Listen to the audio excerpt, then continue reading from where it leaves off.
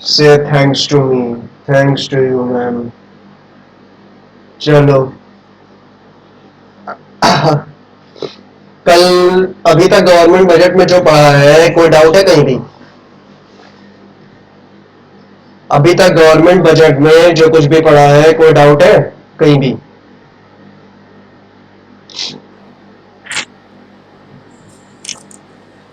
हाँ,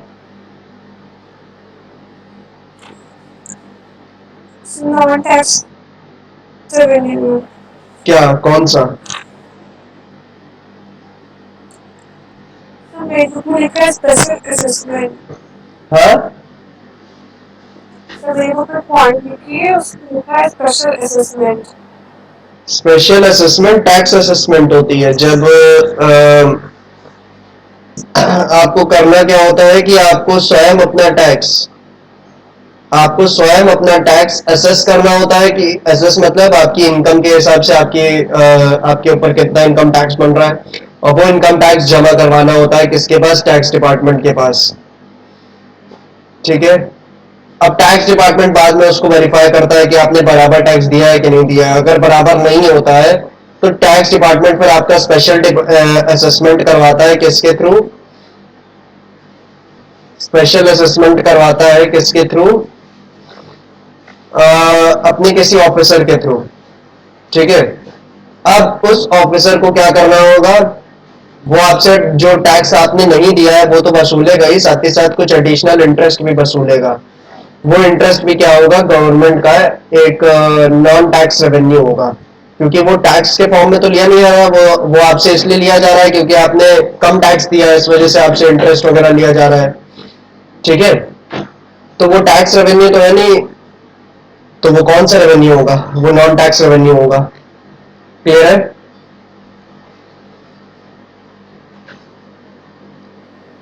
यस। और बताइए।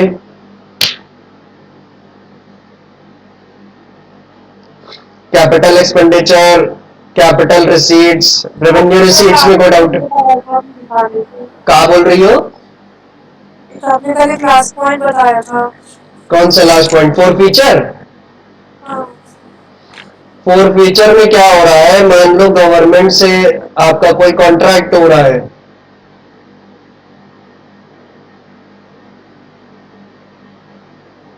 ठीक है। मान लो आप किसी सरकारी कंपनी के शेयर खरीदने जा रही हो, सरकारी कंपनी के शेयर खरीदने जा रही हो, एक तरीके से सरकार से ही शेयर खरीद रही हो। तो शेयर की कीमत है 100 रुपए मान लो। ठीक है। उस शेयर की कीमत क्या है? 100 रुपए। अब सरकार पूरे 100 रुपए एक साथ नहीं मांगेगी। जो सरकारी कंपनी है वो पूरे के पूरे 100 रुपए एक साथ नहीं मांगेगी, ज्यादातर वो क्या कर देती है, उसको इंस्टॉलमेंट में ब्रेक कर देती है। तो पहली इंस्टॉलमेंट में मान लो 20 रुपए मांगेगी। ठीक है। दूसरी इंस्टॉलमेंट में मान लो 30 रुपए मांगेगी। तीसरी इंस्टॉलमेंट में मान लो 30 रुपए मांगेगी और आखिरी इंस्टॉलमेंट में फिर 20 रुपए मांगेगी। आपने पहली इंस्टॉलमेंट दे दी, दूसरी इंस्टॉलमेंट दे दी, यानी 50 रुपए दे दिए हैं। जब बारी आई 50 दे दिए और 50 अभी बचे हैं। जब बारी आई तीसरी इंस्टॉलमेंट देने की तो आपने कहा हम नहीं देंगे, हमारी इच्छा नहीं है देने की। ठीक है। आपने क्या कहा? हम नहीं देंगे 30 रुपए, हमारी इच्छा है नहीं देने की। तो सरकार ने कहा चलो ठीक है। सरकार ने चौथी इंस्टॉलमेंट का वेट किया, सरकारी कंपनी ने। आपने चौथी इंस्टॉलमेंट में भी कहा कि हम नहीं देंगे, जाओ जो करना कर लो, हम तुमको नहीं देंगे पैसे। तो फिर आपने 50 रुपए दिए और 50 रुपए अभी नहीं दिए हैं, तो आपको शेयर मिलेगा? बिल्कुल भी नहीं मिलेगा, क्योंकि शेयर की कीमत थी 100 रुपए। तो आपको शेयर तो नहीं मिलेगा सरकारी कंपनी का।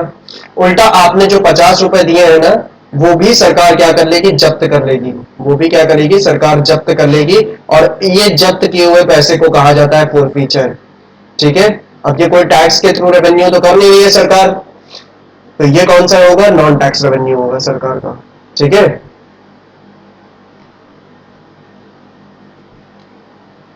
क्लियर है? ये सर। और बताओ, और कोई डाउट?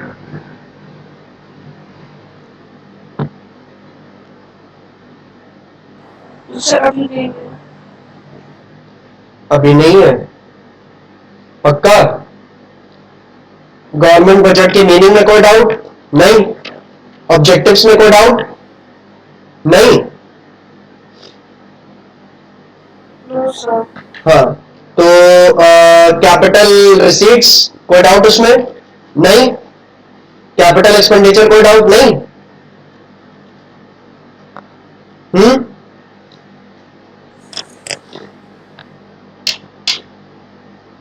नहीं है? No, sir. और रेवेन्यू रिसीट्स जो कल लास्ट में पढ़ा था, एक सबसे बड़ा टॉपिक, उसमें कोई डाउट Sir, नहीं. नहीं है? चलो फिर हम इसके आगे बढ़ते हैं। और रेवेन्यू एक्सपेंडिचर एक चीज इसमें बची है। जो स्ट्रक्चर ऑफ कैपिटल बजट था ना, उसमें एक ही टॉपिक बचा है, रेवेन्यू रिसीट्स, उसको पढ़ते हैं। बस एक सेकंड रुकना। कहाँ है इसमें टिक मेरी? एक्सपायरी डेट नहीं लिखी है इसमें। यह आधा कटा हुआ पत्ता है, इसका बचा हुआ आधा पीस कहाँ है? लाओ लाओ लाओ लाओ लाओ। 2023।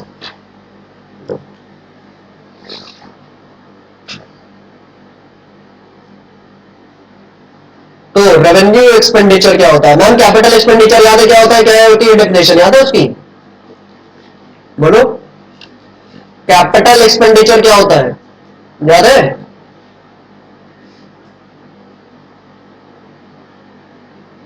अरे बोलो, सो रही हो क्या अभी भी? Sir, सो तो नहीं है. हाँ, तो क्या आलस आ रहा है? अभी अभी सो के उठी थी क्या बस 10 मिनट पहले? कुछ ऐसा ही समझ लीजिए. अच्छा, सो तो सारा मतलब वो थकान जो है नींद की, वो क्लास में ही निकलेगी। कैपिटल एक्सपेंडिचर कल पढ़ाया था, तो उसकी क्या डेफिनेशन थी? कैपिटल एक्सपेंडिचर वो खर्चे होते हैं सरकार के जिनको करने से सरकार एसेट्स क्रिएट करती है, यानी एसेट्स बढ़ते हैं और लायबिलिटीज रिड्यूस हो जाती है ना?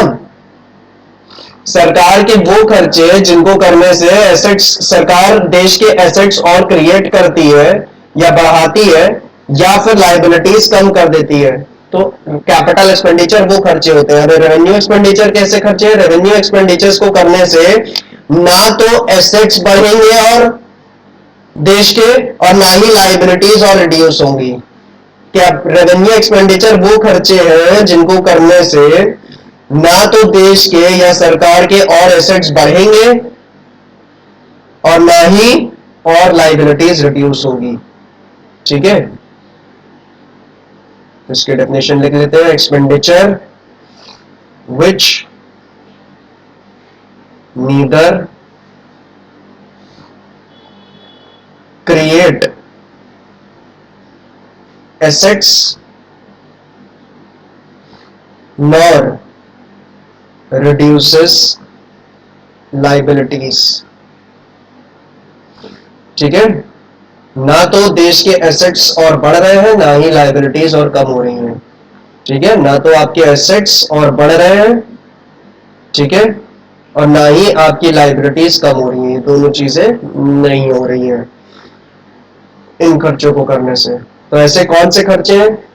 अब असल में कैपिटल एक्सपेंडिचर क्या होता है ना, वो रेगुलर बेसिस पे वो खर्चे नहीं होते, वो कभी कभार होते हैं। सरकार वो जो खर्चे होते हैं कैपिटल एक्सपेंडिचर में, क्या क्या आता है? रोड बनवाना, ब्रिजेस बनवाना, इक्विपमेंट खरीदना।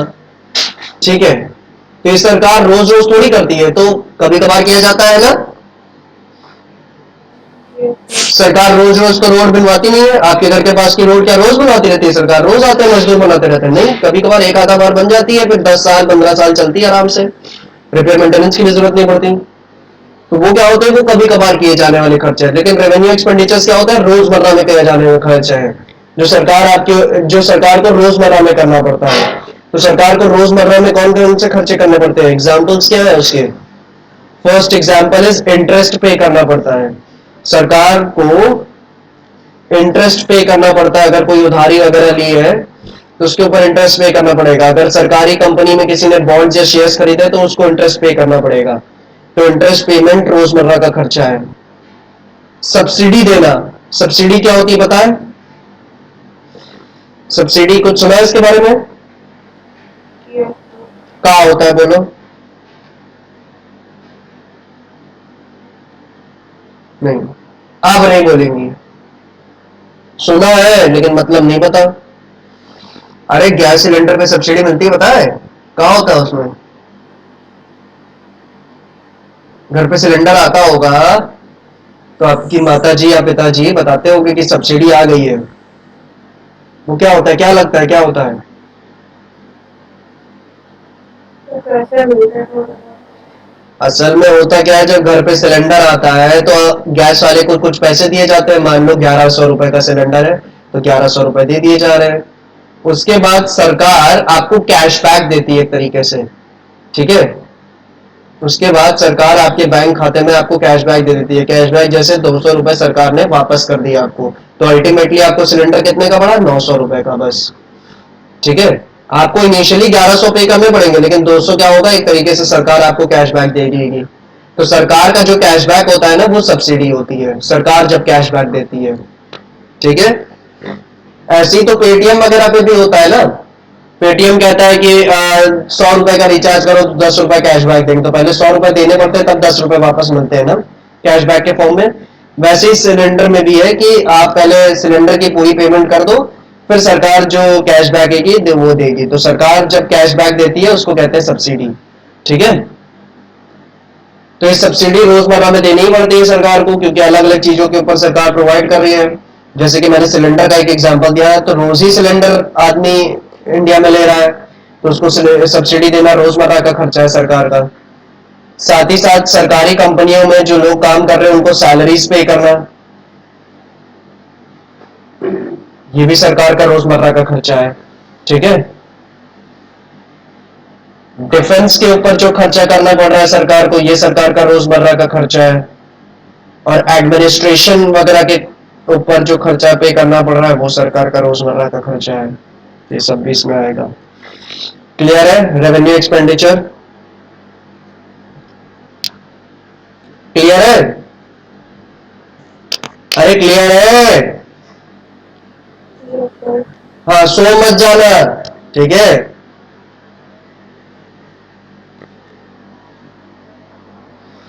अब फिर से चारों को रिवाइज करते हैं।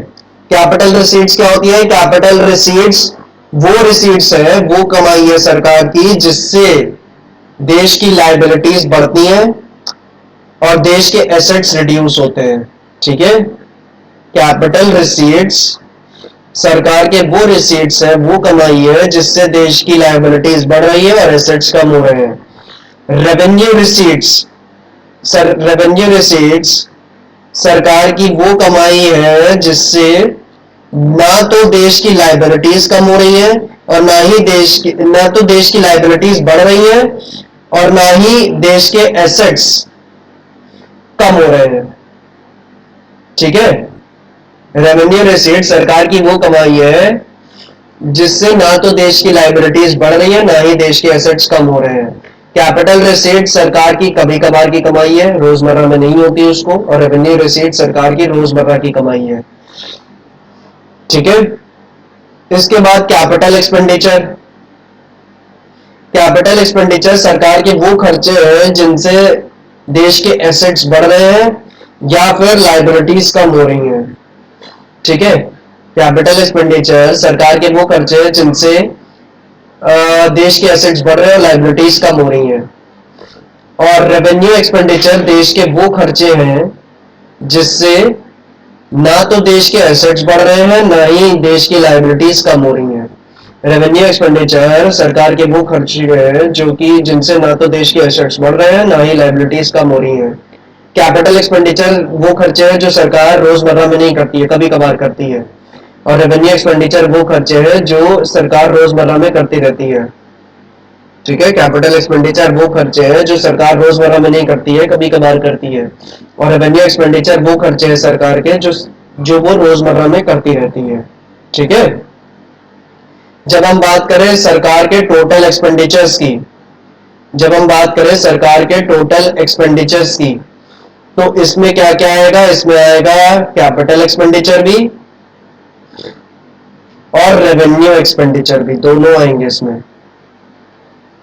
और जब हम बात करें सरकार के टोटल रिसीट्स की, जब हम बात करें सरकार के टोटल रिसीट्स की, तो इसमें भी दोनों ही चीजें आएंगी, कैपिटल रिसीट्स भी आएंगी और रेवेन्यू रिसीट्स भी आएंगी।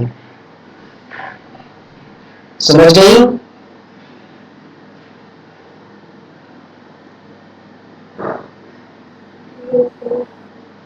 हाँ, अगर मैं कह रहा हूं सरकार के टोटल एक्सपेंडिचर्स, तो इसमें कैपिटल एक्सपेंडिचर्स भी आ रहे हैं और रेवेन्यू एक्सपेंडिचर्स भी आ रहे हैं। और अगर मैं कह रहा हूं टोटल रिसीट्स, तो इसमें सरकार की कैपिटल रिसीट्स भी आ रही है और रेवेन्यू रिसीट्स भी आ रही हैं। मैम पता है, जब अरे नोट करती चलना, ठीक है? ये जो लिखा है और ये जो लिख रहा हूं, ये सब नोट करती रहो, इंपॉर्टेंट चीजें हैं ये भी।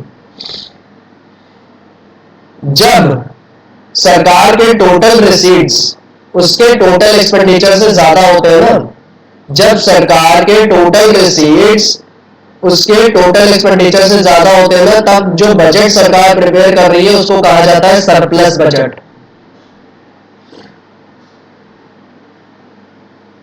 ठीक है? जब टोटल रिसीट्स टोटल एक्सपेंडिचर से ज्यादा हो तो उस बजट को कहा जाता है surplus budget. When total receipts are greater than total expenditure, budget is known as surplus budget. जब टोटल रिसीट्स बराबर हो टोटल एक्सपेंडिचर के, जब टोटल रिसीट्स आपके बराबर हो टोटल एक्सपेंडिचर के सरकार के, तो ऐसे बजट जो प्रिपेयर किया जा रहा है, ऐसे बजट को हम कहेंगे बैलेंस्ड बजट। ठीक है? ठीक है, इसको क्या कहेंगे? Balance budget.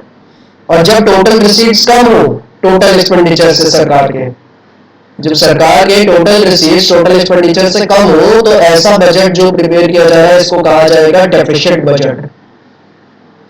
क्या कहा जाएगा इसको? Deficient budget.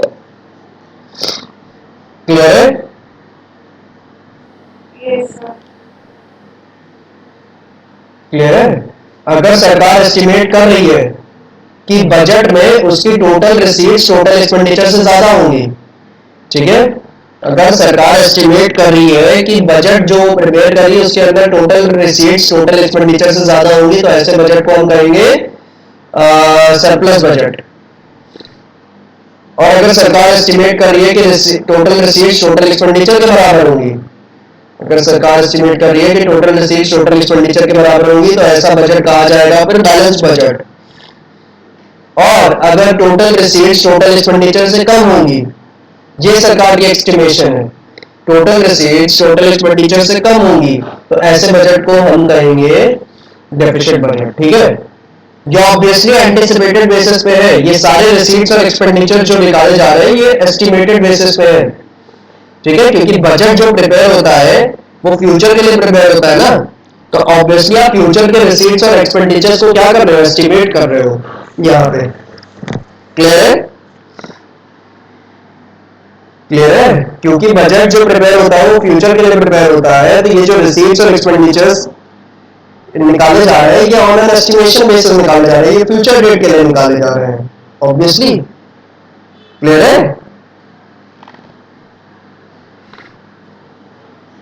क्लियर है मैम? Yes, sir. हाँ, तो सरप्लस बजट और बैलेंस बजट तो क्लियर है, ये तो बहुत सिंपल सी चीज है। लेकिन डेफिशिएंट बजट जो होता है ना, इसके अंदर 3 सब पॉइंट्स आते हैं। ठीक है? क्योंकि सरप्लस बजट तो क्लियर है, कमाई ज्यादा है एक्सपेंडिचर से, बैलेंस में बराबर है। लेकिन डेफिशिएंट में क्या है? कमाई खर्चों से कम है, कमाई खर्चे से कम है। इसीलिए डेफिशिएंट बजट के अंदर 3 सब पार्ट आ जाते हैं। उन 3 सब पार्ट्स को देखते हैं।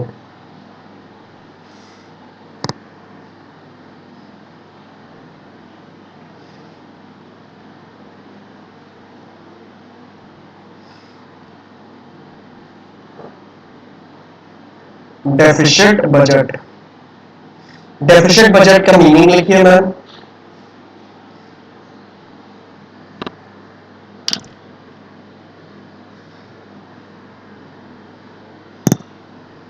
It is a situation when anticipated,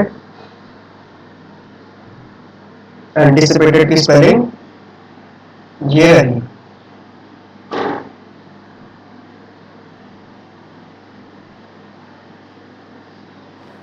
अब ये ना कहना, हाँ, अब ये ना कहना मैंने, हाँ, अब ये ना कहना कि सर आपने एंटीसिपेटेड की स्पेलिंग गलत लिखी है, ठीक है? अगर गलत हो तो खुद सही कर लो।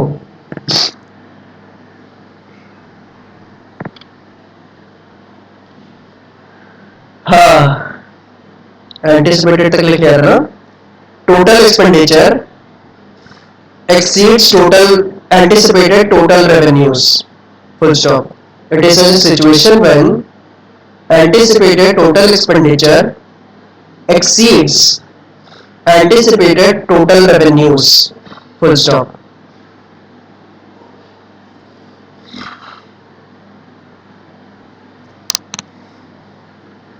इसके आगे लिखेंगे टाइप्स ऑफ डेफिसिट बजट और उसके आगे ये मार्क लगा लो।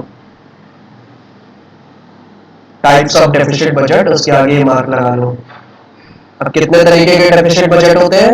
3 तरीके के। पहला रेवेन्यू डेफिसिट। पहला क्या है? Revenue deficit.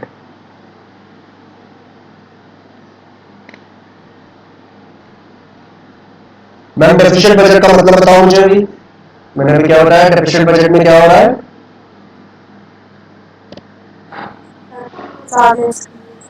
हाँ, का इतना धीमे बोल रही है कि बगल वाला जो बैठा होगा वो भी नहीं सुन पा रहा होगा आपकी आवाज। हम तो फिर भी कम से कम 20-25 किलोमीटर दूर बैठे हैं। खर्चे ज्यादा होते हैं। खर्चे किससे ज्यादा होते हैं? टोटल अच्छा, मैं बोलने में बहुत मेहनत लग रही है क्या?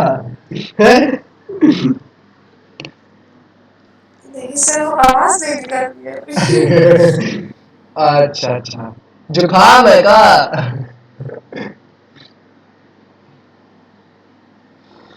जुकाम में अक्सर आवाज नहीं निकलती है। चलो, तो डेफिसिट बजट में क्या होता है? खर्चे रिसीट से ज्यादा होते हैं, ठीक है? रेवेन्यू डेफिसिट में क्या है ना कि रेवेन्यू एक्सपेंडिचर्स जो है, जो रेवेन्यू एक्सपेंडिचर है, केवल रेवेन्यू एक्सपेंडिचर, कैपिटल नहीं, वो ज्यादा है किससे? रेवेन्यू रिसीट से, ठीक है? रेवेन्यू डेफिसिट जैसे कि नाम सजेस्ट कर रहा है केवल रेवेन्यू चीजों से रिलेटेड है, तो इसमें क्या है? रेवेन्यू एक्सपेंडिचर्स आपके ज्यादा है रेवेन्यू रिसीट से। क्लियर है? तो यानी रेवेन्यू डेफिसिट मेरे को निकालना हो तो मैं कैसे निकालूंगा? Revenue expenditures minus revenue receipts, ठीक है? रेवेन्यू डेफिसिट मेरे को निकालना हो तो मैं कैसे निकालूंगा? Revenue expenditures minus revenue receipts. Clear है? लिख लो इसके बारे में। It is the excess of revenue expenditure over revenue receipts, full stop. It is the excess of revenue expenditure over revenue receipts, full stop. Sir explain कर दीजिए का यही रेवेन्यू डेफिसिट। अच्छा, इसका मतलब मैंने अभी कहा समझाया है आपको रेवेन्यू डेफिसिट का। सर आप बता रहे जब रेवेन्यू एक्सपेंडिचर ज्यादा हो रेवेन्यू डेफिसिट। और मैंने लिखवाया क्या है कि excess of revenue expenditure over revenue receipts, यानी जब रेवेन्यू एक्सपेंडिचर एक्सेस में हो, यानी ज्यादा हो, किस चीज से? रेवेन्यू रिसीट्स से, तो इसको क्या कहा जाएगा? Revenue deficit. क्या ये दोनों बातें सेम नहीं लग रही है आपको? क्या लगता है? होगा क्या मतलब एक्सपेंडिचर इंक्रीज हुआ तो इससे होगा क्या? अरे जब रेवेन्यू एक्सपेंडिचर रेवेन्यू रिसीट से ज्यादा होगा तो क्या है? खर्चे ज्यादा है, एक्सपेंडिचर खर्चे ज्यादा है रिसीट से, तो ये ऑटोमेटिकली एक डेफिसिट है, ठीक है? खर्चे ज्यादा है रिसीट से तो ये ऑटोमेटिकली एक डेफिसिट है, और क्योंकि दोनों ही चीजें रेवेन्यू फॉर्म की है इसी वजह से ये रेवेन्यू डेफिसिट है, ठीक है? यस है ना? मैम वो आप अभी सो के उठी है ना, इसलिए दिमाग थोड़ा स्लो चल रहा है आपका इस समय। कोई बात नहीं। Next is fiscal deficit.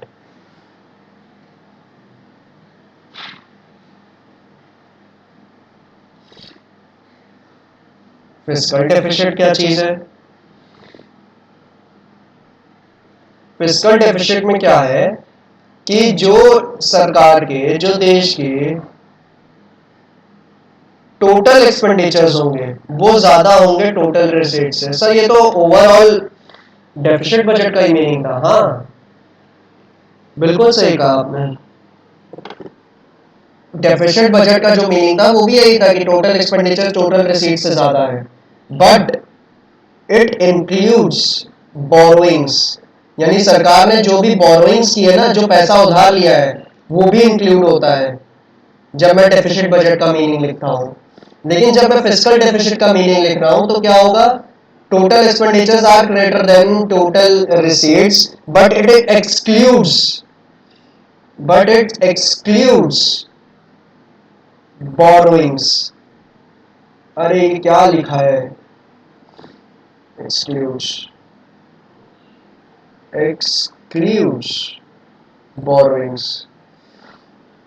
ठीक है, जब मैं डेफिसिट बजट की पूरी मीनिंग लिख रहा हूं तो वहां पे मैं सरकार ने जो भी पैसा उधार लिया है उसको इंक्लूड करता हूं। ठीक है, उसकी मीनिंग में मम्मी मम्मी मम्मी मम्मी, अरे यार सुनने गई हो, ये लो फोन आ रहा है।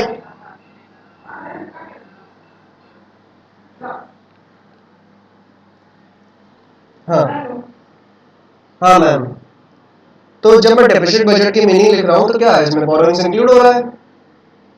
पर जब मैं फिस्कल डेफिसिट की डेफिनेशन लिख रहा हूं ना, बात वही है, टोटल एक्सपेंडिचर्स टोटल रिसीट से ज्यादा है, पर यहां पे बोरोइंग्स इंक्लूड नहीं होंगे। सरकार ने जो जो पैसा उधार लिया है ना वो इंक्लूड नहीं होगा यहाँ पे। ठीक है, सरकार ने जो भी बोरोइंग्स लिए, पैसा उधार लिया है, वो यहाँ पे इंक्लूड नहीं होने वाला। क्लियर है? क्लियर है? चलो इसकी मीनिंग लिखो। It is the excess of total expenditure over total receipts, bracket में excluding borrowings, bracket close, full stop.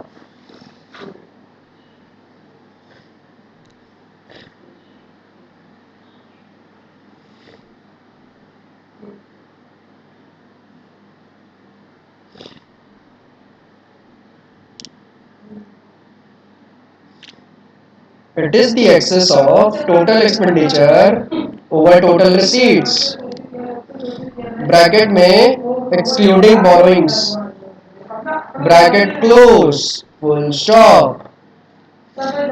इसके नीचे लिख लो ma'am, fiscal deficit is equal to total expenditures minus total receipts, bracket में टोटल रिसीट्स के आगे bracket में इसमें एक्सक्लूड करना है आपको बोरोइंग्स। ठीक है, असल में मैम पता है क्या, जब आप टोटल एक्सपेंडिचर्स में से टोटल रिसीट्स घटा रही हो और रिसीट्स में बोरोइंग्स को एक्सक्लूड करके चल रही हो ना, जब आप टोटल एक्सपेंडिचर में से टोटल रिसीट्स घटा रही हो और बोरोइंग्स एक्सक्लूड करते हुए चल रही हो, तो ये बोरोइंग्स ही अल्टीमेटली फिस्कल डेफिसिट है आपका। ये जो बोरोइंग्स की अमाउंट होगी ना, वही एक्चुअल में आपका फिस्कल डेफिसिट होगा, क्योंकि आपने इन सभी चीजों में एक्सपेंडिचर्स में से रिसीट्स घटाते समय आखिर में जो डिफरेंस की चीज बची है उसमें वो क्या है, वो बोरोइंग्स ही तो बचा है ना, क्योंकि बोरोइंग्स को आपने हटा के बाकी सारी चीजें तो डिडक्ट कर दिया आपस में, बोरोइंग्स को एक्सक्लूड करके बाकी सारी चीजें तो आप डिडक्ट किए दे रहे हो आपस में, तो आखिर में डिफरेंस बचेगा किसका, बोरोइंग्स का तो बचेगा। तो एक्चुअल में बोरोइंग्स ही आपकी क्या है, फिस्कल डेफिसिट है। ठीक है, क्लियर है? हाँ, तो आगे आप लिख सकते हो, एक लाइन लिख लो वहां पे कि basically fiscal deficit signifies only borrowings. ठीक है,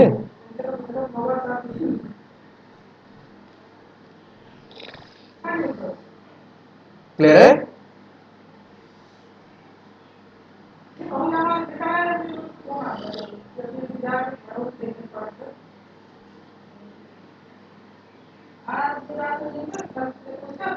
और कुछ फॉर्मूले जो बन सकते हैं फिस्कल डेफिसिट के लिए, वो क्या है? बजट डेफिसिट यानी deficit budget plus borrowings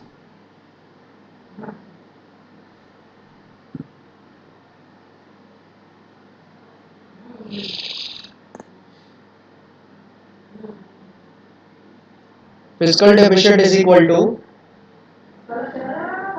revenue deficit जो हमने इससे पहले पढ़ा प्लस कैपिटल एक्सपेंडिचर। ठीक है, क्योंकि रेवेन्यू डेफिसिट में क्या था, रेवेन्यू वाला पार्ट कवर हो गया था आपका, रेवेन्यू एक्सपेंडिचर रेवेन्यू रिसीट्स, तो कैपिटल वाली चीजें कवर नहीं थी ना, तो इसमें हम कैपिटल एक्सपेंडिचर जोड़ रहे हैं और कैपिटल रिसीट्स इसमें से माइनस किए दे रहे हैं, पर कैपिटल रिसीट्स में बोरोइंग्स को एक्सक्लूड करना होगा। ठीक है, कैपिटल रिसीट्स में क्या होगा, बोरोइंग्स को एक्सक्लूड करना होगा, excluding borrowings. Clear ma'am? Sir बता रहे हैं, कहा कह रहे हो? क्या बता रहे हैं? ये कुछ और दो फॉर्मूले और बता दिए हमने फिस्कल डेफिसिट के आपको। ठीक है,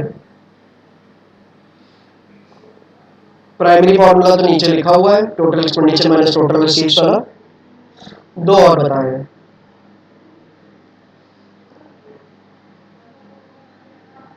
ठीक है,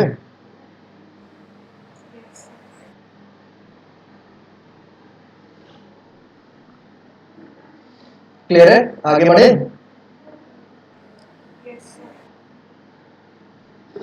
अब बात करी जाए तीसरा और अंतिम जो बजट डेफिसिट है उसके बारे में, and that is primary deficit. ठीक है, इसी के बाद ये चैप्टर समाप्त हो जाएगा मैम। तो सर उसके बाद हम क्या करेंगे, कुछ क्वेश्चन आंसर्स कर लेंगे इस चैप्टर के। ठीक है, third is primary deficit.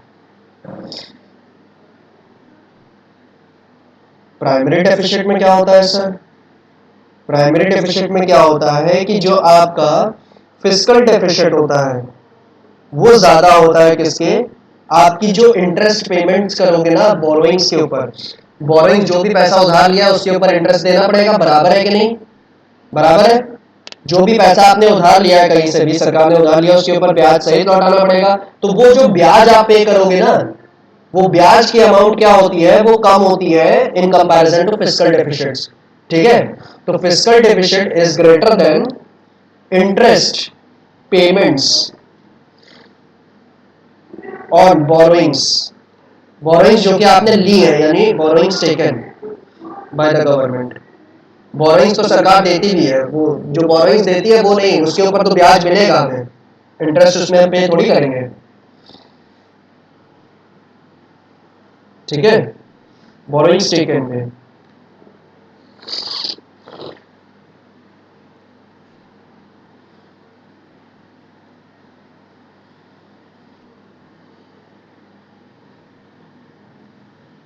Clear है? Primary deficit is equal to, तो फिर क्या बना, fiscal deficit minus interest payment on borrowings, interest paid. Primary deficit is equal to fiscal deficit minus interest paid. इसकी डेफिनेशन लिख लो, it is the excess of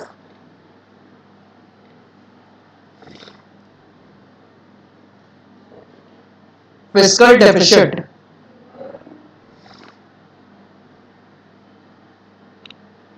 over interest payments on borrowings taken, full stop.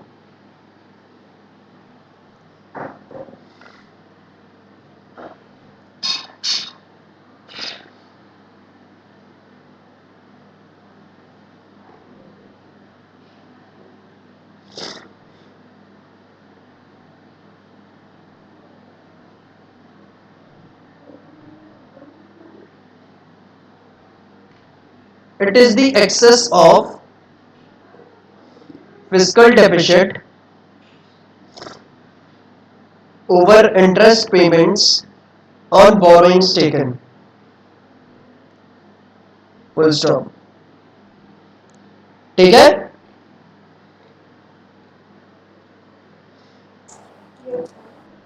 इसी के साथ आपका जो ये budget है, ठीक है, सरप्लस बजट, बैलेंस बजट और डेफिसिट बजट, ये समाप्त हुआ।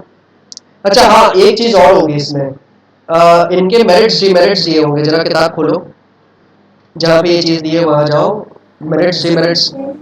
हाँ, So किसके मेरिट्स एंड डिमेरिट्स? यही जो बजट्स पढ़े नहीं हमने, सरप्लस, बैलेंस और ये सब, डेफिसिट वगैरह के, तो इसके मेरिट्स डिमेरिट्स दिए होंगे वहाँ पे, तो उनको चलो फिर डिस्कस कर लेते हैं। क्वेश्चन आंसर्स इसके ऊपर जो बनेंगे वो अगली क्लास में कर लिए जाएंगे, तब तक आप भी रिवाइज कर लो कि इसके ऊपर। तो इनमें दिया है रेवेन्यू के implications of revenue deficit और फिर measures to reduce revenue deficit. आप बजट पे पहुंच गए हो टॉपिक पे? Yes sir. हाँ, तो ये जो है आपका डेफिसिट, ये सरप्लस बजट, उसके बारे में कुछ दिया है? सरप्लस बजट के बारे में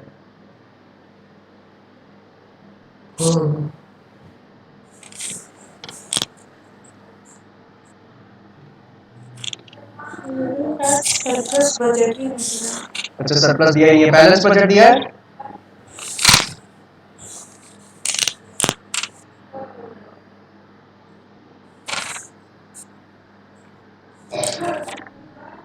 हम्म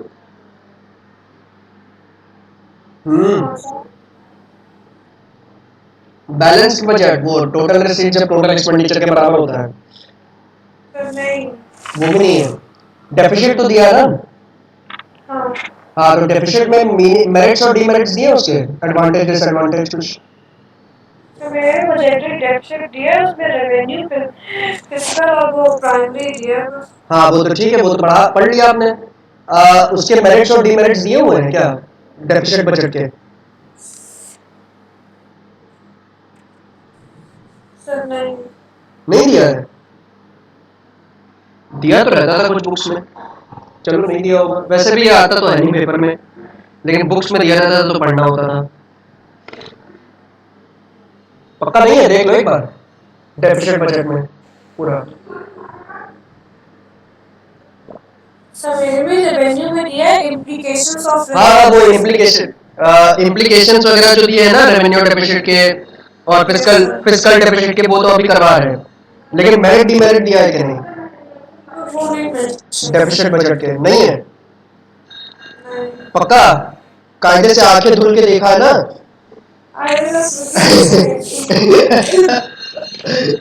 उठने के बाद आंखें धुली दिख रही? Yes.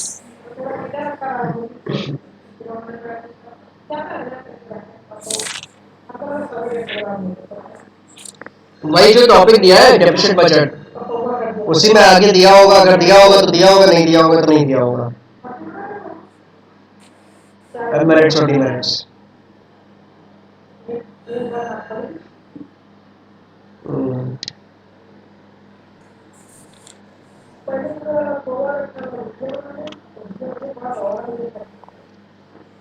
ये जो इम्प्लीकेशंस वगैरह था, ये मैं आपको क्वेश्चन आंसर के फॉर्म में ही करवाने को सोच रहा था। नहीं दिया है? चलो ठीक है, तो फिर आओ क्वेश्चन नंबर 1 डालो। व्हाट क्या बोल रही हो? सर एक सेकंड। क्या आग धुलने जाना है?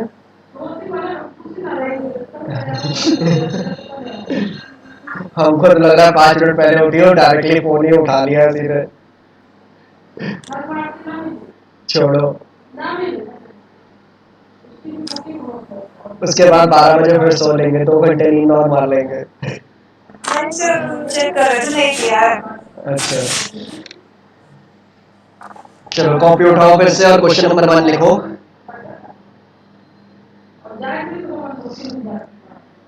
What are the implications of revenue deficit? Question mark. What are the implications of revenue deficit? Question mark.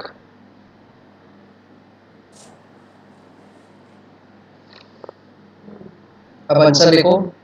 मैं प्रॉपर्ली यही बता दे रहा हूँ कि ये क्वेश्चन जिस तरीके से आएगा पेपर में, किस तरीके से आपको आंसर लिखना है। 4 मार्क्स का आएगा, 4 पॉइंट्स लिखवा दे रहा हूँ, ठीक है? आंसर लिखिए पहला पॉइंट। असल में क्वेश्चन क्या है ना कि रेवेन्यू डेफिसिट जो होता है, रेवेन्यू डेफिसिट क्या है? रेवेन्यू एक्सपेंडिचर ज्यादा है रेवेन्यू रिसीट से, है ना? रेवेन्यू डेफिसिट क्या है? रेवेन्यू एक्सपेंडिचर ज्यादा है रेवेन्यू डेफिसिट रेवेन्यू रिसीट से। तो इसके इम्प्लीकेशंस क्या है? इसकी वजह से क्या होगा इकोनॉमी में रेवेन्यू डेफिसिट आने की वजह से? तो इसकी इम्प्लीकेशंस लिखिए। पहला इम्प्लीकेशन क्या है कि it shows that governments revenue earnings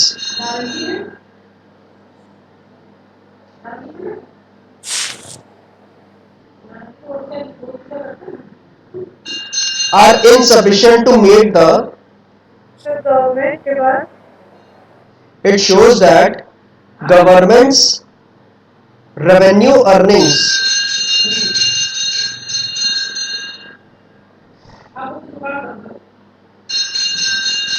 are insufficient to meet the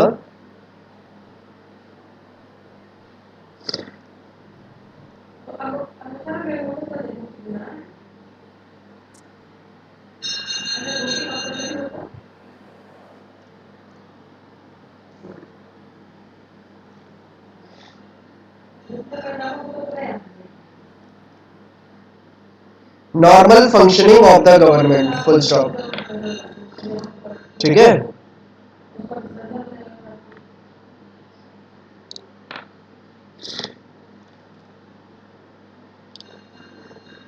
ठीक है, लिख लिया?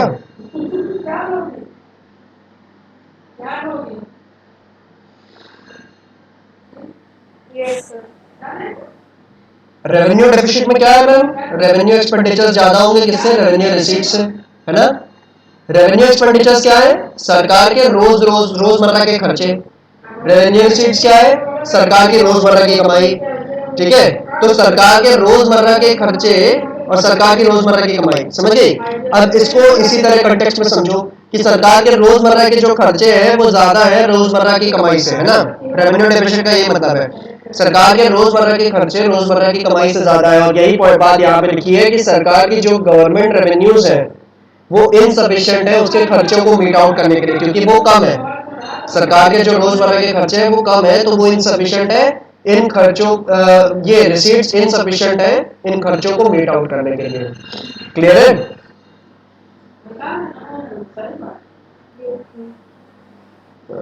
सो देखा फिर? हाँ, जगती रहना। अभी 15 मिनट क्लास और है, उसके बाद 4 दिन की छुट्टी है आपके पास, मंडे को क्लास होगी फिर। ठीक है, तो बराबर है ना?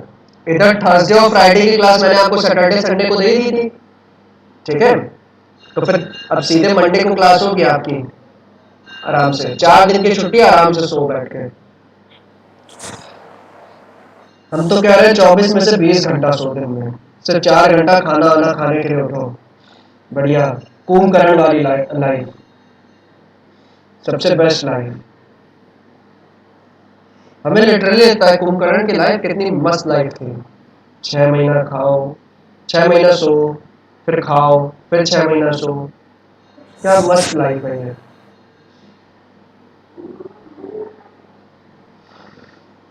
रोल मॉडल है मेरा वो। चलो second point, revenue deficit indicates dissavings of government, full stop. Dissavings को इस तरह लिखो, डिस डैश और फिर सेविंग्स।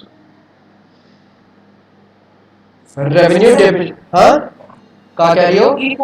ये पॉइंट रिपीट कर दीजिए। Revenue deficit indicates dissavings of government.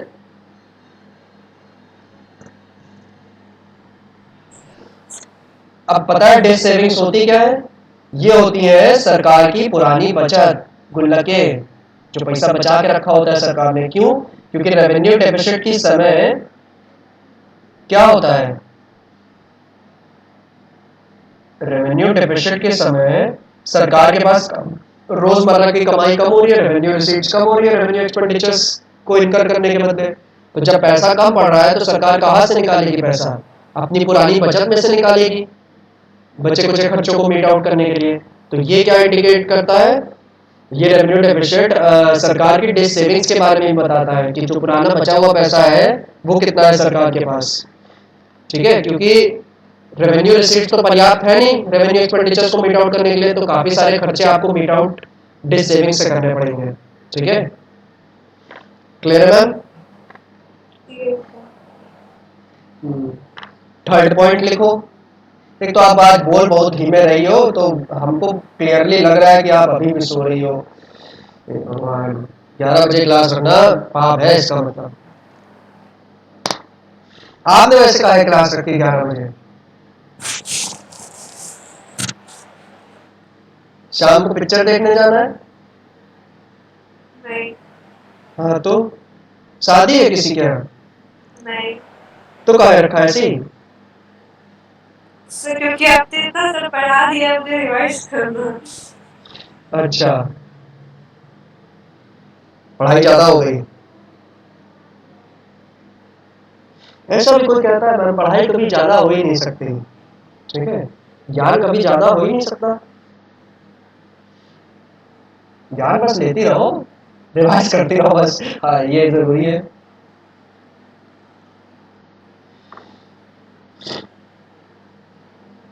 तीसरा पॉइंट लिखो, revenue deficit leads to inflationary situation in the economy, full stop. Revenue deficit leads to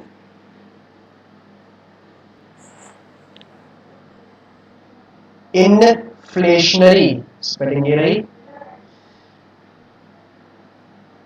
situation in the economy, full stop. Revenue deficit की वजह से क्या होता है ना, धीरे धीरे महंगाई बढ़ने लगती है देश में, इन्फ्लेशन आने लगता है, गुड्स एंड सर्विसेज के दाम बढ़ने लग जाते हैं।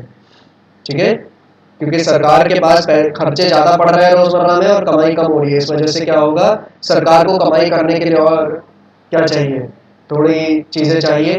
तो वो जो वो स्टेट वाली चीजें होती है जैसे पेट्रोल डीजल ये सब चीजें होती है, इनके ऊपर वैट और एक्साइज ये सब बढ़ा देगी, तो उससे कमाई करने की चीजें सोचेगी।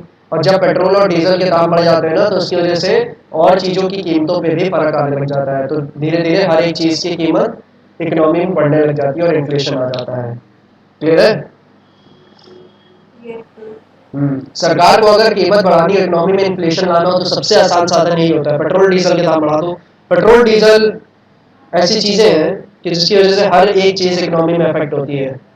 ठीक है, डायरेक्टली अफेक्ट हो ना हो, ट्रांसपोर्टेशन महंगा हो जाएगा, उसकी वजह से और चीजें महंगी हो जाएंगी। ठीक है, अरे सरस है कि नहीं? Yes sir. चौथा पॉइंट लिखो, चौथा और लास्ट पॉइंट। जब ये क्वेश्चन पेपर में आएगा तो यही 4 पॉइंट आप एग्जैक्टली कॉपी पेस्ट कराइएगा, पूरे पूरे नंबर मिलेंगे। चौथा है, a higher revenue deficit implies a higher repayment burden in future, full stop. A higher revenue deficit implies a higher repayment burden in future, full stop.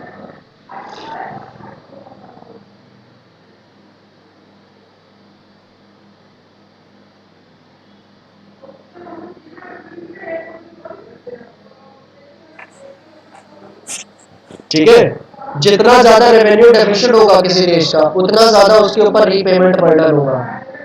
ठीक है, जितना ज्यादा किसी देश का रेवेन्यू डेफिसिट होगा, उतना ज्यादा उसका रीपेमेंट बर्डन होगा। क्लियर है? तो रेवेन्यू डेफिसिट ये भी इंडिकेट करता है आपके रीपेमेंट बर्डन को। क्लियर है? सरस। चलो, क्वेश्चन नंबर 2 लिखो।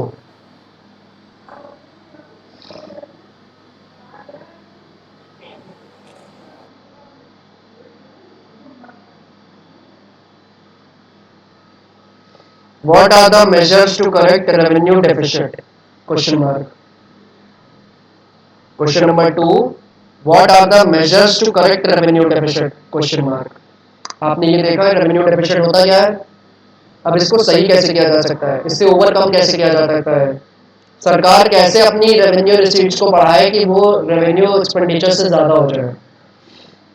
हाँ, ये सरकार कैसे कर पाएगी? इसके दो तरीके हैं। तो आंसर लिखिए पॉइंट नंबर 1,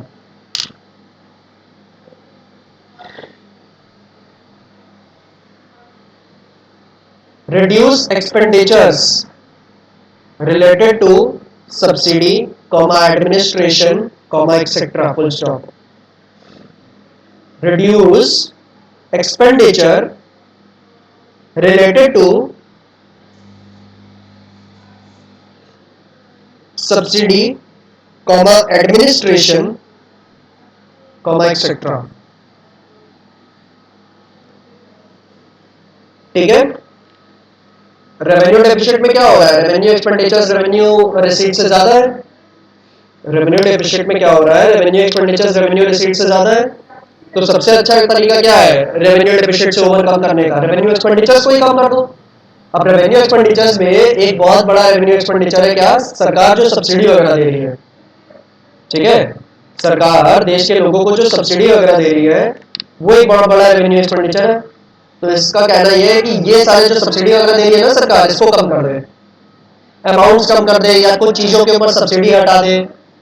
तो उससे क्या होगा? वो खर्चा बच जाएगा सरकार का और रेवेन्यू एक्सपेंडिचर्स कम हो जाएंगे और हो सकता है फिर रेवेन्यू रिसीट्स क्या हो जाए, अल्टीमेटली रेवेन्यू एक्सपेंडिचर से ज्यादा हो जाए, हम रेवेन्यू डेफिसिट से ओवरकम कर पाएंगे। सरकार के जो एडमिनिस्ट्रेशन वगैरह के खर्चे उनको कम करें, खर्चे कम होंगे तो रेवेन्यू रिसीट्स अपने आप ही बढ़ जाएंगे, रेवेन्यू रिसीट्स फिर ज्यादा हो जाएंगी किससे? रेवेन्यू एक्सपेंडिचर से, और हम रेवेन्यू डेफिसिट से ओवरकम कर पाएंगे। क्लियर है?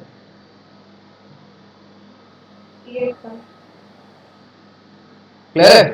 चलो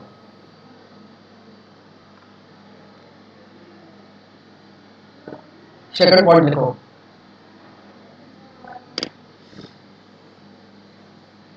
increase revenue by imposing taxes and various fines, full stop.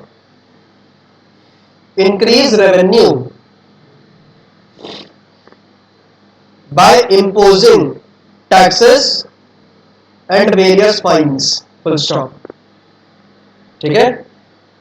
Revenue deficit से ओवर करने का तो तरीका एक ये था कि खर्चे कम कर दो, और एक तरीका तो ये भी है ना कमाई बढ़ा दो। तो सरकार अपनी कमाई रेवेन्यू रिसीट्स कैसे बढ़ाएगी? टैक्स के रेट बढ़ा दे, सरकार टैक्स के रेट बढ़ा दे और फाइन्स वगैरह बढ़ा दे, ठीक है, जैसे मास्क ना पहनने पे फाइन, सैनिटाइजर ना ले जाने पे फाइन, ये सब चीजों के फाइन बढ़ा दे, सरकार के पास कमाई बढ़ जाएगी। तो कमाई बढ़ जाएगी तो ऑटोमेटिकली क्या होगा? खर्चे कम हो जाएंगे, रेवेन्यू डेफिसिट से ओवरकम कर लेंगे हम लोग, ठीक है। टैक्सेस के थ्रू, फाइन्स के थ्रू ये कमाई अगर सरकार के पास बढ़ जाए तो क्या होगा? सरकार के पास रिसीट्स बढ़ जाएंगी, रेवेन्यू रिसीट्स, और रेवेन्यू एक्सपेंडिचर्स कम हो जाएंगे और हम रेवेन्यू डेफिसिट से ओवरकम कर लेंगे, ठीक है। क्लियर है मैम? Yes sir. तो ये हुआ इसका आंसर। ये दो मेजर सरकार कर सकती है, एक हुआ एक्सपेंडिचर्स को बढ़ाने के लिए और एक हुआ एक्सपेंडिचर्स को कम करने के लिए और एक हुआ रिसीट्स को बढ़ाने के लिए, ठीक है। क्वेश्चन नंबर 3 लिखो। What are the implications of fiscal deficit? Question mark. What are the implications of fiscal deficit? Question mark.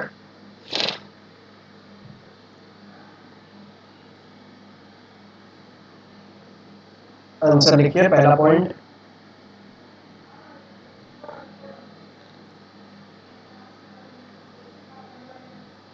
Fiscal deficit leads to inflationary pressure in the economy, full stop.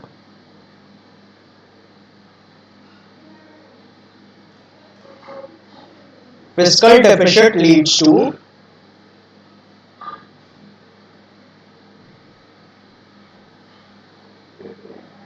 inflationary pressure in the economy, full stop.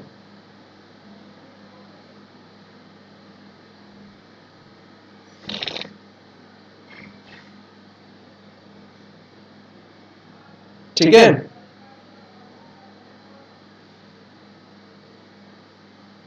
अब fiscal deficit के case में भी खर्चे क्या होते हैं? Receipt से ज्यादा होते हैं। जो टोटल एक्सपेंडिचर्स है वो टोटल रिसीट से ज्यादा होते हैं एक्सक्लूडिंग बोरोइंग्स।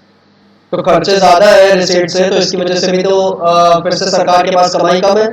सरकार के पास कमाई कम है तो वो टैक्सेस बढ़ाने लग जाएगी, इसकी वैट वगैरह एक्साइज वगैरह ये सब चीज़ें बढ़ाने लग जाएगी, और इसकी वजह से क्या होगा, इकोनॉमी में क्या होगा, इन्फ्लेशन आ जाएगा, गुड्स एंड सर्विसेज के प्राइसेस बढ़ने लग जाएंगे।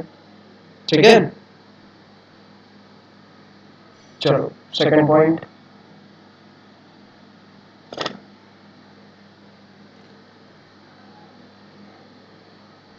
fiscal deficit leads to foreign dependence as government has to borrow from rest of the world.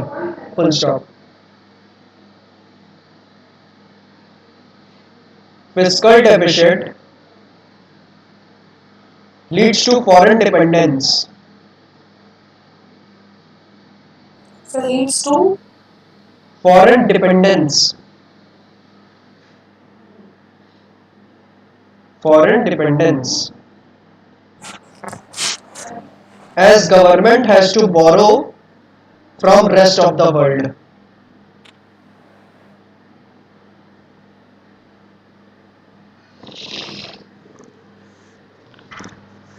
ठीक है,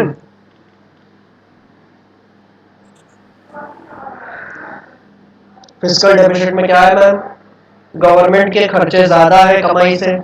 ठीक है, फिस्कल डेफिसिट में क्या होता है, गवर्नमेंट के खर्चे ज्यादा है कमाई से, और ये चीज अगर लंबे समय तक चलती रहे देश में तो उसकी वजह से क्या होगा, गवर्नमेंट के पास कमाई कम है, पैसा कम है, और खर्चे बढ़ते ही जा रहे हैं, तो इसकी वजह से क्या होगा, सरकार को फिर लोन लेना पड़ेगा, और लोन कहाँ से लेना पड़ेगा, देश में तो पैसा है नहीं, तो बाहर से पैसा बोरो करना पड़ेगा, वर्ल्ड बैंक से, IMF से, दूसरे देशों से लोन लेना पड़ेगा। ठीक है, तो रेस्ट ऑफ द वर्ल्ड से यानी फॉरेन से पैसा बोरो करना पड़ेगा, फिर उधार लेना पड़ेगा देश की सरकार को। ठीक है, क्लियर है ये बात। ये तीसरा पॉइंट, और ये इम्प्लाई करता है चाइनीज स्ट्रैटेजी को, जिससे वो इतना एक्सपैंड कर रहा है चाइना। डेब्ट ट्रैप, सुना है इसके बारे में?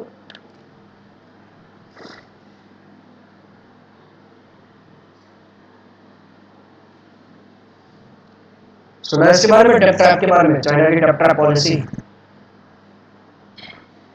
है? है? है? सुना है? अरे लो बोलो, बोली बोल ही नहीं रही है, हद, इतना ज्यादा सो रही हो? नहीं सर, नहीं सुना है। अच्छा, रिस्पॉन्ड करती रहो मैम। ठीक है,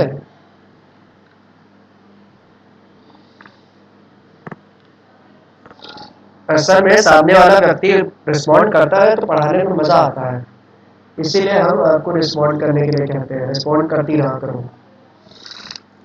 ठीक है, डेब्ट ट्रैप के बारे में लिखो, it is a situation where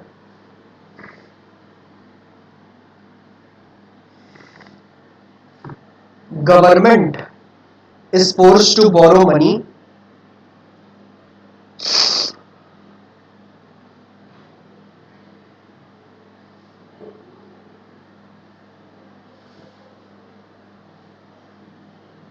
to finance its interest payments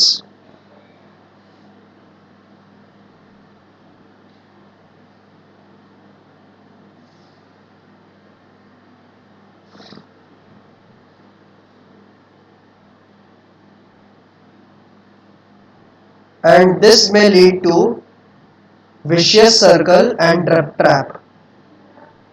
Full stop. It is a situation where government is forced to borrow money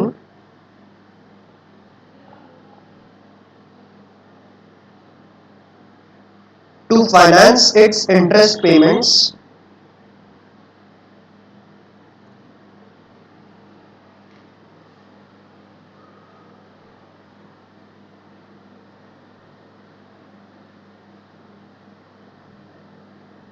and this may lead to vicious vicious की spelling ये है,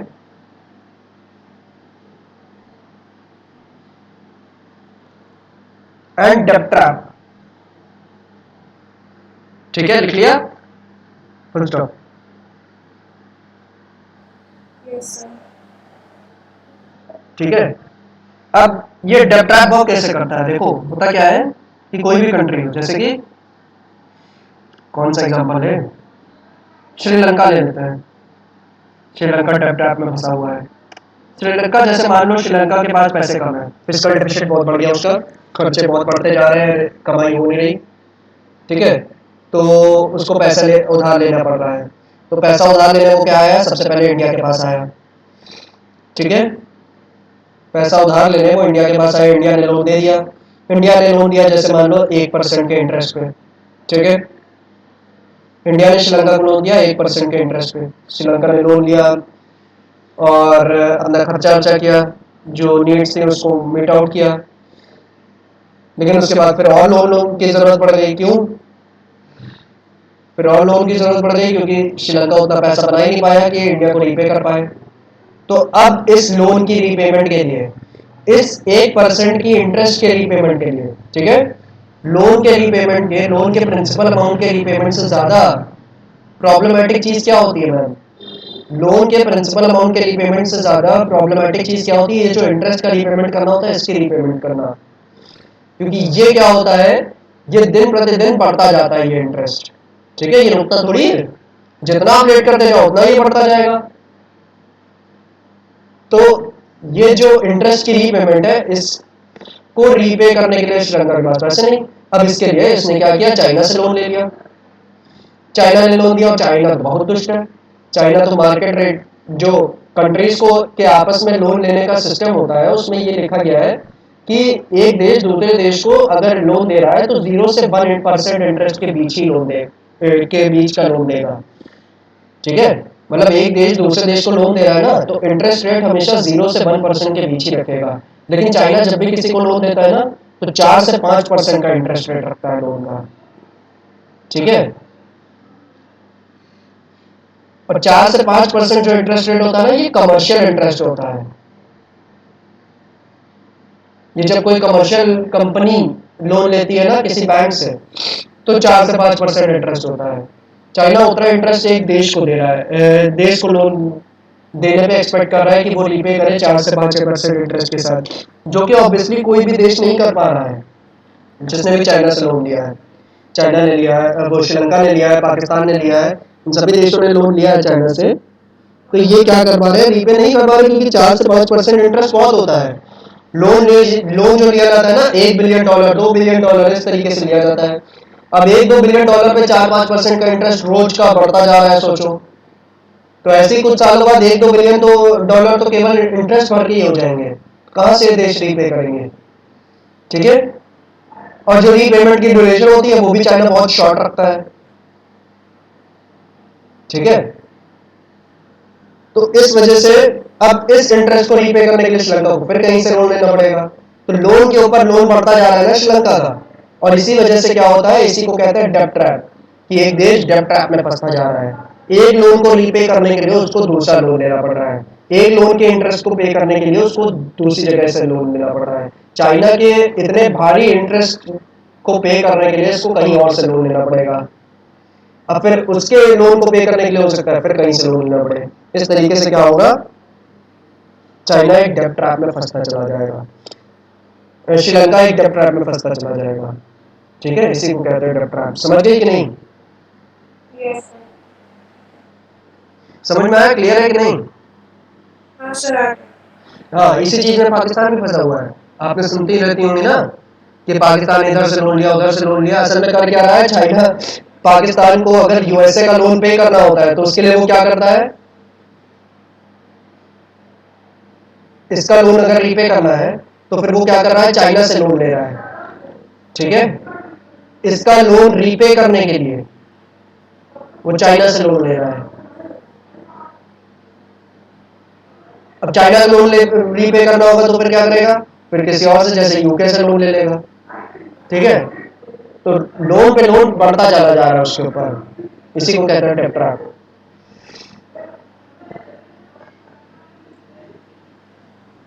sir अगर नहीं repay किए हाँ, अगर नहीं repay किए तो फिर आपको एसेट्स अपने कुछ जमीन वो देनी पड़ेगी, उस पर चाइना जो कुछ भी करना चाहे। जैसे चाइना पाकिस्तान नहीं पे कर पा रहा है चाइना का लोन, तो फिर क्या किया चाइना ने, पाकिस्तान में एक जगह है ग्वादर, एक पोर्ट सिटी है ग्वादर, उसका जो पोर्ट है, पोर्ट समझ रही है ना, जो समुद्र के किनारे पोर्ट होता है जिससे ट्रेड वगैरह होती है, हाँ, तो वो पोर्ट चाइना ने ले लिया, पूरा ग्वादर पोर्ट चाइना ने ले लिया।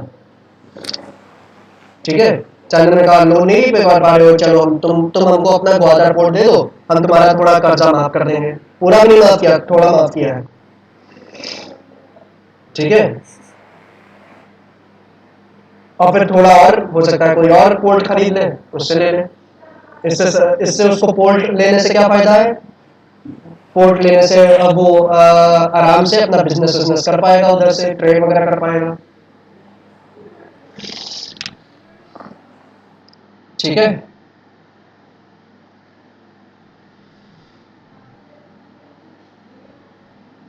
Fourth, it leads to financial borrowings on future generations, full stop. It leads to financial borrowings on future generations, full stop.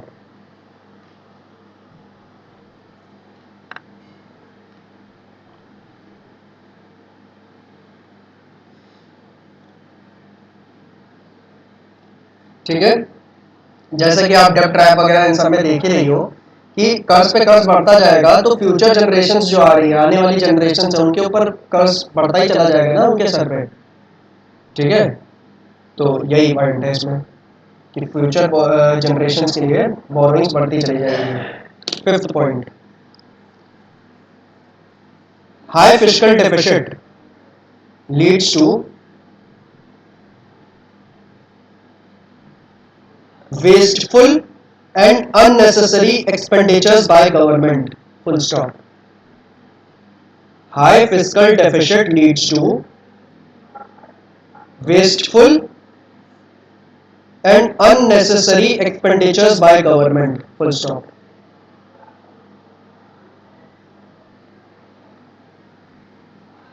जितना ज्यादा फिस्कल डेफिसिट होगा किसी देश का, इसका मतलब ये होगा कि उस देश की सरकार उतना ज्यादा फालतू के खर्चे कर रही होगी। ठीक है, अननेसेसरी खर्चे कर रही होगी, तभी उसके खर्चे इतने ज्यादा बढ़ जाएंगी, कमाई के बराबर ही नहीं बढ़ पा रहे। ठीक है, अननेसेसरी सब्सिडीज दे रही होगी, अननेसेसरी इंटरेस्ट में पेमेंट पे उसका खर्चा जा रहा होगा। ठीक है, तो ये अननेसेसरी और वेस्टफुल खर्चे सरकार कर रही होगी, इसीलिए इतना ज्यादा फिस्कल डेफिसिट उसका हो गया है। क्लियर है, बराबर है। चलो नेक्स्ट क्वेश्चन देखो, question number 4। What are the sources of financing fiscal deficit? Question mark. What are the sources of financing fiscal deficit? Question mark. कि फिस्कल डेफिसिट को फाइनेंस करने के कौन कौन से सोर्सेस हैं। ठीक है, तो इसमें 3 पॉइंट्स है आपके आंसर्स में। पहला पॉइंट लिखो,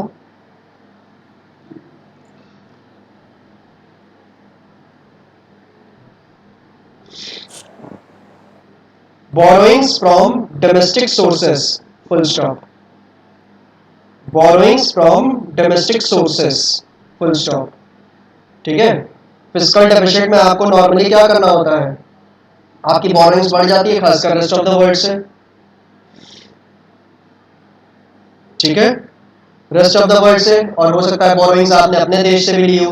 तो यहाँ पे कवर्ड क्या है, यहाँ पे पहला पॉइंट में क्या कवर्ड है, फिस्कल डेफिसिट अगर कर रहा है तो आप क्या कर रहे हो, बोरोइंग्स ले रहे हो कहां से, डोमेस्टिक सोर्सेस से। डोमेस्टिक सोर्सेस यानी अपने देश के कमर्शियल बैंक से, अपनी देश की पब्लिक से, अपने देश के सेंट्रल बैंक यानी आरबीआई से आप ले रहे हो। तो यहाँ पे आप आगे लिख सकती हैं, for example borrowings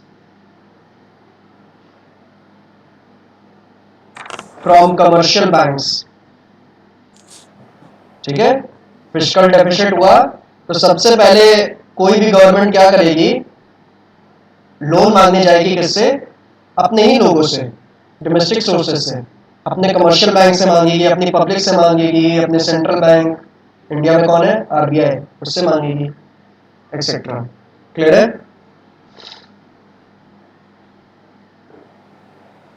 Yes, sir. Second है एक्सटर्नल सोर्सेस से बोरोइंग्स मांगेगी। एक्सटर्नल सोर्सेस में कौन कौन आएगा, वर्ल्ड बैंक, आईएमएफ, दूसरी कंट्रीज, इनसे लोन मांगेगी सरकार। तो सेकंड पॉइंट लिखो, borrowings from external sources, full stop.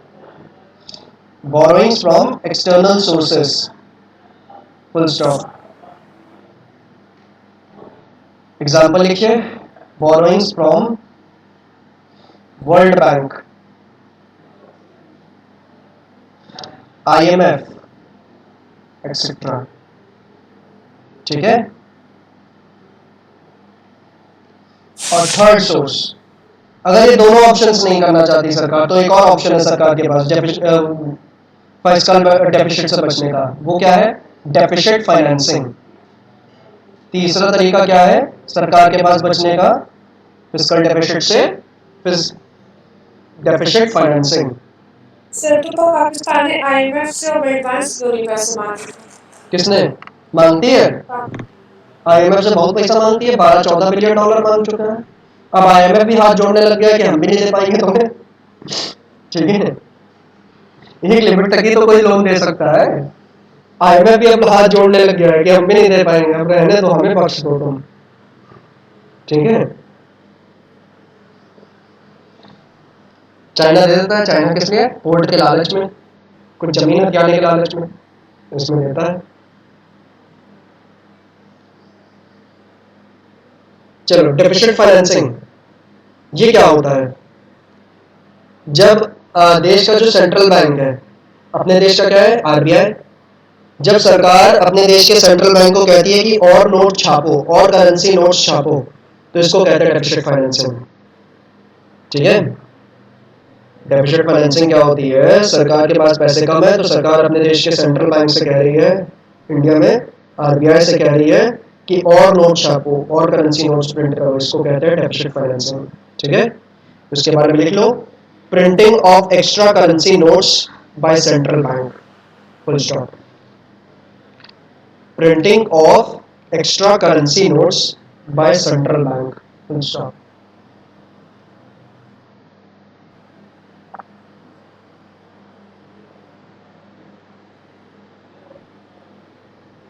तो सर सबसे अच्छा तो यही चीज है, जब भी पैसे कम पड़े नोट छापते हो। बिल्कुल मैम, जहां तक आईएनआर की जरूरत पड़ेगी ये काम किया जा सकता है।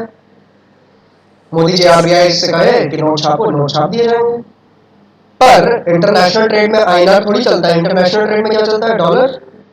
डॉलर थोड़ी छाप सकते हैं हम लोग, सही बात है, डॉलर थोड़ी ना हम लोग छाप सकते हैं। हाँ, डॉलर के लिए फिर क्या करना पड़ेगा, फिर लोन ही लेना पड़ेगा। तब आपको अगर अपने देश के पास फॉरेन एक्सचेंज होगा तो वहां से लोन ले लो, नहीं तो फिर वर्ल्ड बैंक, आईएमएफ से लोन लेना पड़ता है। ठीक है, अब इसमें भी डिस्टिंक्शन है मैम, असल में आईएमएफ से वो देश लोन मांगते हैं जिनके पास फॉरेन एक्सचेंज बचा ही नहीं है, बिल्कुल फॉरेन एक्सचेंज है नहीं, जैसे पाकिस्तान। पाकिस्तान के पास फॉरेन एक्सचेंज नहीं है, डॉलर्स है ही नहीं, तो इसलिए वो क्या करता है, आईएमएफ से लोन मांगने जाता है। कोई भी देश अगर आईएमएफ से लोन मांगने जा रहा है ना, समझ लो कि वो बहुत गरीब हो गया है। ठीक है, तो पाकिस्तान आए दिन आईएमएफ के पास लोन मांगने जाता है, इसका मतलब वो बहुत गरीब है। क्यों गरीब है, क्योंकि उसके पास डॉलर्स नहीं है। ठीक है, उसके पास फॉरेन एक्सचेंज नहीं है इंपोर्ट वगैरह करने के लिए चीजें। ठीक, और अगर किसी देश को डेवलपमेंटल एक्टिविटीज के लिए लोन मांगना पड़ता है ना, वो वर्ल्ड बैंक के पास जाता है। वर्ल्ड बैंक के पास सब जाते हैं, यूएसए, यूके, इंडिया, कनाडा, सब जाते हैं उसके पास। क्यों, क्योंकि यहाँ पे डेवलपमेंटल पर्पस के लिए आपको लोन मांगना पड़ रहा है। ठीक है, जैसे मोदी जी को एक हाईवे बनवाना हो और पैसे कम पड़ रहे हैं तो वो क्या करेंगे, वर्ल्ड बैंक के पास जाके लोन मांग लेंगे। ठीक है, तो डेवलपमेंटल एक्टिविटीज के लिए यहाँ पे लोन मांगा जाता है वर्ल्ड बैंक से। वर्ल्ड बैंक से लोन मांगना बहुत अच्छी बात मानी जाती है, आईएमएफ से लोन मांगना एक अच्छी बात नहीं मानी जाती है, एक अच्छा रेपुटेशन नहीं जाता किसी देश का। ठीक है, क्लियर है मैम, क्लियर है, अरे क्लियर है माता जी। हेलो, तो बोला तो कहा बोला? जोर से बोलो। क्लियर है। जय माता दी बोल लो। है क्लियर है? चलो ठीक है मैम, ये गवर्नमेंट बजट जो चैप्टर है ना अपना समाप्त हुआ इसी के साथ, ठीक है। अब आपके 3 चैप्टर माइक्रो इकोनॉमिक्स में समाप्त हो चुके हैं, national income, money and banking, government budget.